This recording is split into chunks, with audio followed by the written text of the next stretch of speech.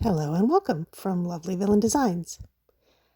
I decided that this journal that Reese and I have been working on, you may have seen it in several of our previous videos. We've been decorating this in several videos. Decided it was thick enough that it's probably about time to put a closure on it and possibly put it in our shop, or we may keep it for an idea book for ourselves. We'll see.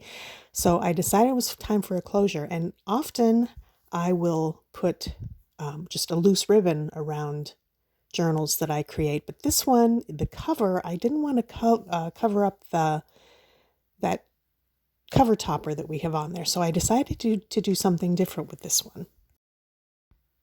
There are a lot of different ways to put closures on your journals. You can put them on before you start the journal. You can put it on after you've finished. There are a lot of different ways. So this time I decided to put eyelets and attach a closure. So here I am just putting an eyelet in the front, and I will put another in the back, and you can see there I've got some green seam binding that I picked up at a thrift store, and that's what I'll be using to tie the journal closed.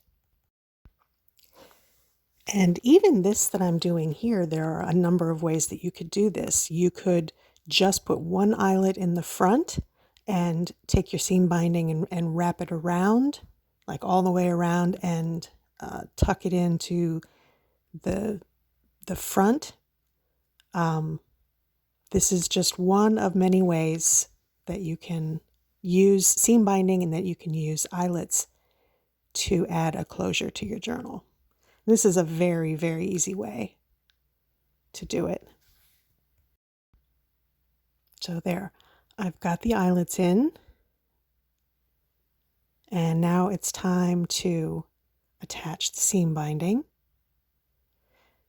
And again, if you've watched any of our videos, you know that I don't really like to do a lot of measuring. So I kind of messed around a little bit with how long to cut this and how I was going to attach it. And you'll see what I finally came up with. I actually made myself a little nervous when I finally got it tied on, because I wasn't sure that I had made it long enough. So, and I had plenty.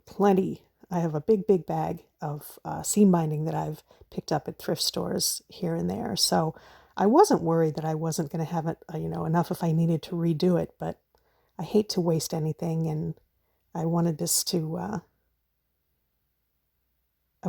go well. So it ended up being a good amount of seam binding for the way that I attach this. So the way I'm doing it here, you can see I'm putting an end through the eyelet and just pulling it through enough to tie a small knot.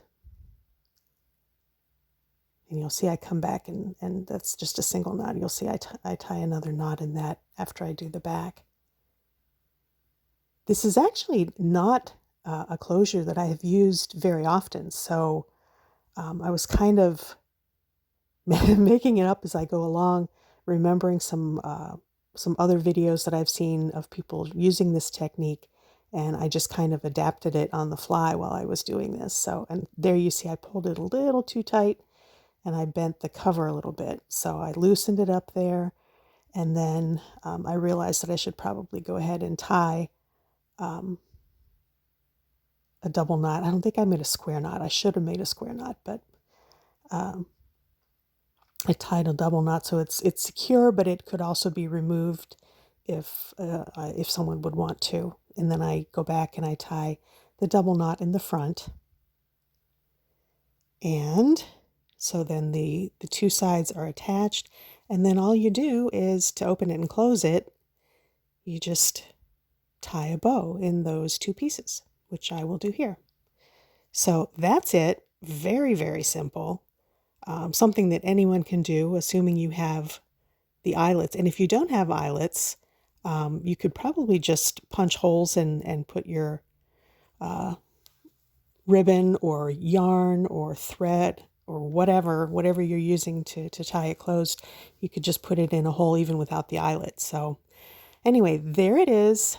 One simple way to add a closure to your junk journal. Hope you enjoyed it. Thanks for joining us.